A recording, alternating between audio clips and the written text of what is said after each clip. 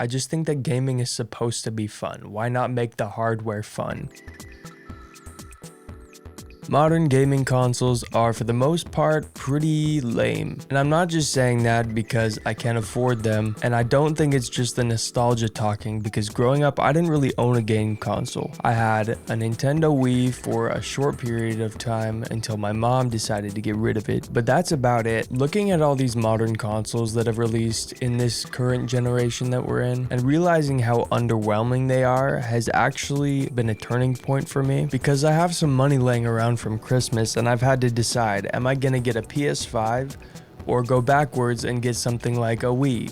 Which I know is ridiculous because a Wii came out 20 years ago. But there's all the obvious reasons, like, for one, the old games are really good and they hold up. Two, the prices are a lot cheaper. But I want to talk more today, not about pricing and not about nostalgia, but more why the modern console landscape, it just isn't as exciting or enticing as it maybe could be. I think visuals are probably the first thing that comes to my mind when I look at modern consoles. Aside from the PS5, which I feel has actually done a really great job at being interesting, despite the fact that everybody doesn't really like the way it looks. I'm not saying I'm in love with the design, but I definitely respect the amount of effort they obviously put into making it different and cool, and feel more like a PlayStation experience rather than just making another black box. Aside from the PS5, I feel like a lot of these older consoles had a lot more personality than the consoles we see coming out nowadays. Consoles like the Wii that I mentioned, the GameCube, the Wii U even, bless its heart, and the Switch honestly is insane. In my opinion, the Switch is one of the best console designs we've probably ever seen. Obviously it has tons of issues, like the Joy-Cons being absolutely trash and being ridiculously overpriced for what they are. But seriously, who just pulled the idea of a Nintendo Switch out of their rear end and just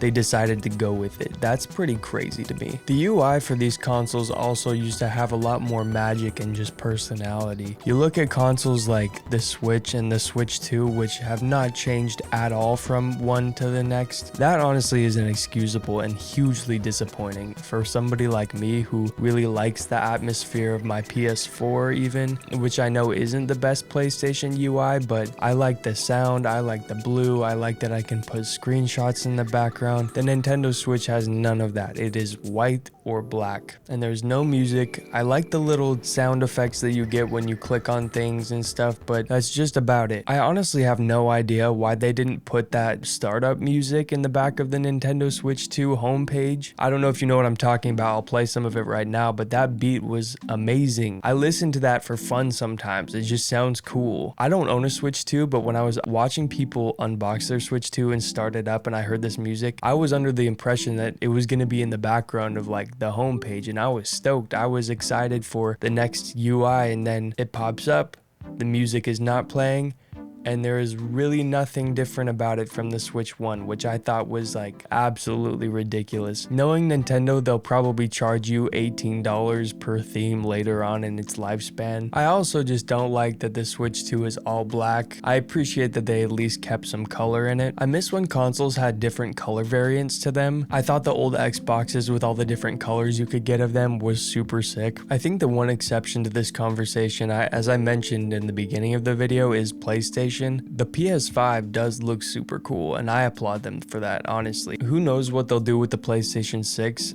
A lot of people clowned on the way the PS5 looks, so I could see them going backwards. But I don't know, man. I'm the kind of person who likes when these gaming companies do something a little different and do something a little more exciting to make it feel like the console has a personality. I don't mean to keep bringing up Nintendo, but back when the Switch 2 rumors were floating around, I was really hoping that it wasn't a Switch 2 that would be the next Nintendo console. Don't get me wrong, I think the idea of the Switch 2 was, you know, marketable and sellable, and I think ultimately that's why they went with it. But I'm kind of disappointed that they didn't just do something completely new, and I honestly could make a whole video about this topic, but Nintendo have always been the ones doing something totally different every time. There always was some weird gimmick or weird form factor or something to their consoles. Now it seems like their focus is more on third parties and graphics than doing something new and innovative, which used to be their whole kind of thing. Which leads me to the next topic of of the graphics war and the exhaustion that comes with that. To be honest with you, I really do not care for modern graphics and all that has to offer. Don't get me wrong, I like my games to play in a steady frame rate, but ultimately I think what makes games look good is their art style and their art direction, but not as much about the details and that kind of thing. I want games with good frame rate and good art styles and good stories and good gameplay rather than prioritizing things like reflections and things that really do not matter to the actual quality of the game. The obsession with graphics has been absolutely ridiculous this generation. Even PlayStation, when they released the PS5, they advertised it as an 8K console, and I think they ended up having to take that off the outside of the box because they didn't follow through on that even at all. I just wish they would focus on making everything locked at 60 frames per second and just have a better art style. And I know there's some people who will argue with that, people who are really into graphics and like the whole visuals and stuff, but from the perspective of somebody who plays exclusively consoles pretty much, console gamers do not care whether a game looks super graphically impressive, especially if the game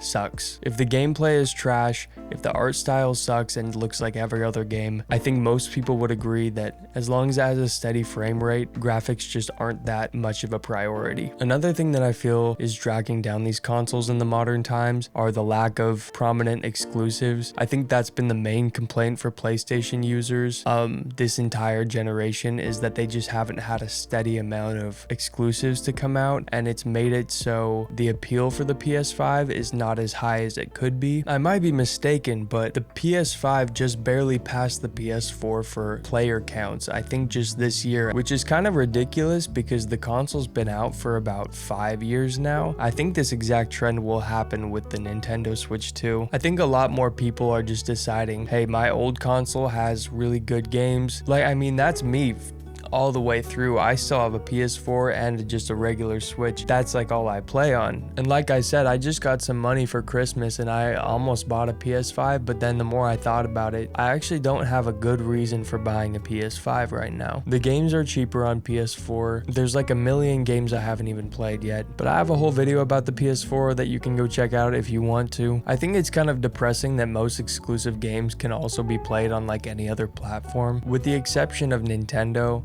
you can pretty much play any game you want if you have a PC. Xbox is trying to put their games practically everywhere at this point, which is kind of a downer because I do think that exclusives really provide like an atmosphere and an identity for these consoles and really help justify the cost. And where the cost of these consoles seem to go up and up and up every single time one comes out, you really do need good reasons to buy them. I think it's also really frustrating that they're trying to sell you on graphics rather than games. Like I said before, with PlayStation advertising 8K and Xbox, their whole new Xbox Series X thing was like, this is like the next modern hardware, and they have not focused on games like at all. Nintendo's whole thing with the Switch 2 was advertising 4K and 1440p and 120 frames per second, and they made a lot of promises that they haven't honestly followed through on a lot. Like I said, I don't have a Switch 2, haven't played Welcome Tour, but I think they have this thing where like they teach people what frames per second it is, like what 30 and 60 are, and they give examples and stuff, which is super funny to me and really ironic because most of their games don't even have 60. They're essentially just teaching people how to spot their lack of effort in performance and the promises that they used to even sell the Switch to in the first place. I don't know, I haven't really heard anybody talk about that point, but